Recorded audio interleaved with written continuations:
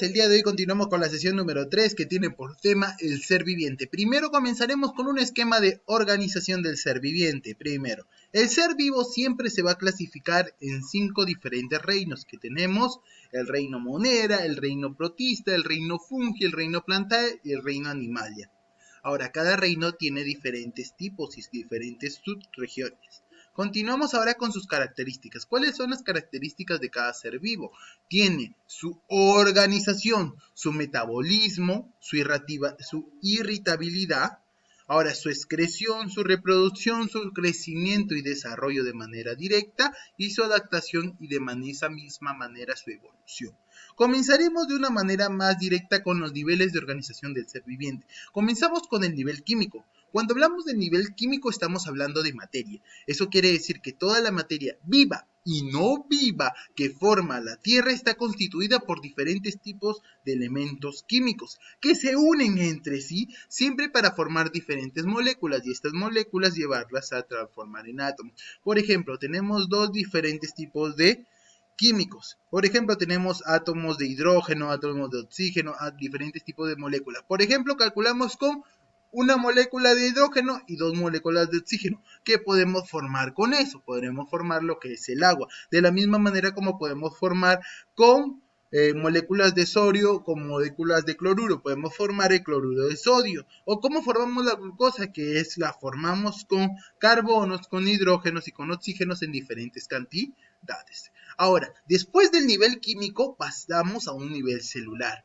El nivel celular lo trabajamos con las mismas moléculas que se han generado en el nivel químico. Ahora, el nivel celular son las moléculas que se encuentran organizadas de manera que conforman nuevas estructuras. ¿Qué quiere decir? Que estas nuevas estructuras que se conforman por las moléculas organizadas unas entre sí, van a generar lo que llamamos nosotros células. Ahora, tanto existen organismos o seres vivos que pueden ser unicelulares, pluricelulares, de diferentes términos. Cuando llamamos unicelulares nos referimos a una sola célula. Cuando hablamos de pluricelulares, hablamos de muchas células. Continuamos con el siguiente nivel. Primero recuerden, comenzamos con químico, luego pasamos a celular, ahora pasamos al nivel tisular.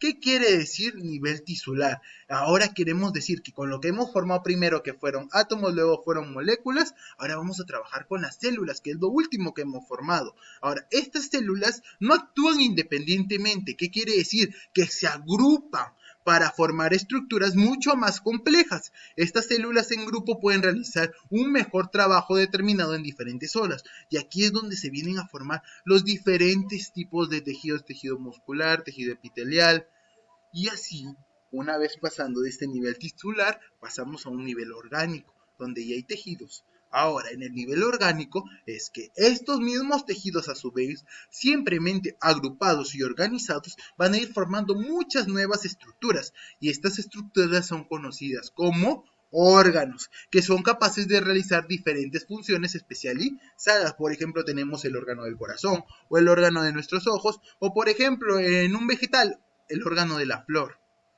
Continuamos con, ahora, estos mismos órganos forman diferentes sistemas asociados entre sí, por eso pasamos ahora al nivel sistemático. ¿Qué quiere decir? Que los diferentes órganos asociados entre sí, a fin de realizar trabajos mucho más complejos, al unirse, esta asociación siempre va a ser denominada como sistema o aparato. Por ejemplo, aquí tenemos al sistema o aparato óseo, el sistema o aparato digestivo, entre sí. Continuamos. Una vez que se ha formado este sistema, pasamos a un nivel de individuo. ¿A qué quiere decir individuo? Las células que conforman tejidos, que conforman órganos, que conforman aparatos, que conforman sistemas en conjunto, todas estas van a formar lo que es un individuo, que vendría a ser un resultado que puede ser tanto una organización y un funcionamiento de todos ellos, que puede ser tanto de origen animal como de origen vegetal. Cuando hablamos de animales, por ejemplo, podemos decir hasta de una vicuña, como de un propio ser vivo, como puede ser un humano. Cuando hablamos de origen vegetal, podría ser una planta, un árbol, etc. Ahora, una vez que hemos pasado el nivel de individuo, pasamos a un nivel poblacional. Cuando hablamos de población, hablamos del conjunto de individuos. Ahora, la organización de todos estos individuos nuevos de la misma especie que habitan siempre sobre un determinado territorio. Y a esto se le denomina población. Podemos tener población animal como población vegetal, como población humanoide. Cuando hablamos de animal, una población de vicuñas, por ejemplo, como hemos dado el caso de una vicuña. O población vegetal, pues podemos decir un bosque o una población de árboles. Continuamos con el nivel ahora de comunidad. Es el determinado territorio donde pueden coexistir de manera conjunta las diferentes poblaciones. Y es aquí donde se establecen las relaciones entre ellas. ¿Qué quiere decir? Por lo tanto, se forman diferentes comunidades. Ahora, dentro de esto mismo se desarrolla también un nivel de ecosistema. ¿Qué quiere decir el nivel de ecosistema? El nivel de ecosistema quiere decir lo siguiente, que ahora todos los seres vivos que habitan dentro de este mismo territorio van a desarrollar diferentes relaciones entre ellos, pero también estas relaciones pueden ser con su mismo y propio medio ambiente, o sea, el medio ambiente que los rodea, dónde se encuentran, cómo ellos se realizan con su mismo exterior. A este conjunto de ecosistemas a este conjunto de territorios se denomina ecosistema, disculpen. Ahora, la suma de sus productos bióticos y abióticos interactuando entre sí los denomina diferentes tipos de ecosistemas. Ahora, ¿cuáles son las características de la materia?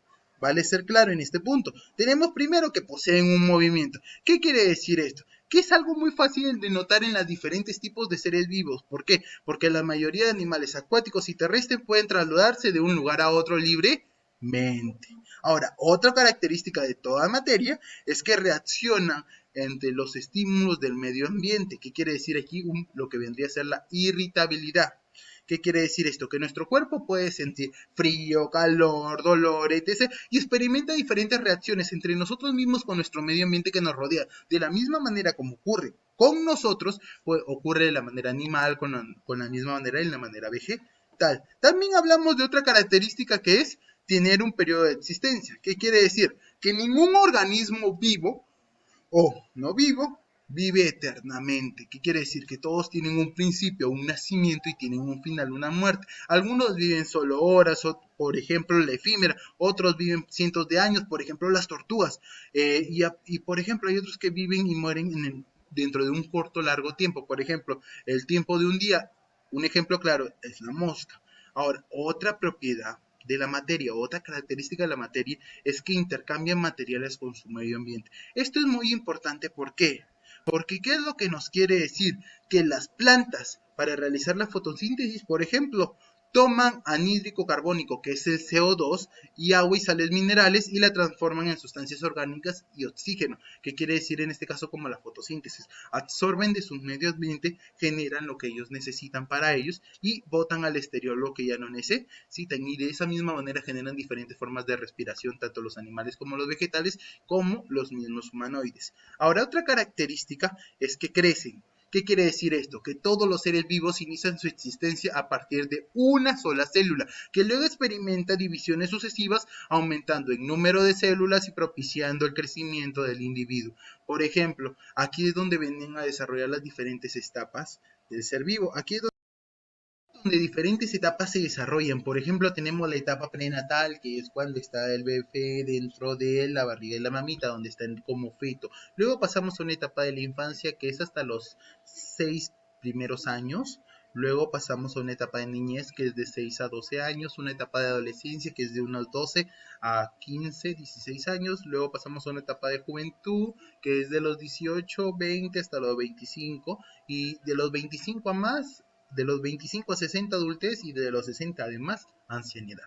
Bueno chicos, eso ha sido todo por hoy, nos volveremos a encontrar en una siguiente clase, pero antes, acá hay una nota muy importante. La próxima clase, el próximo miércoles de este al otro, van a tener lo que es una práctica calificada. Bueno, ya se les adjuntará el link y ustedes desarrollarán diferentes preguntas. Ahora a continuación tendrán que realizar un resumen o mapa conceptual del video. Vale la aclaración, no es necesario imprimir las hojas. Ahora, la actividad, además del resumen, es desarrollar las siguientes preguntas. Y bueno, chicos, eso es todo por hoy y nos volveremos a encontrar.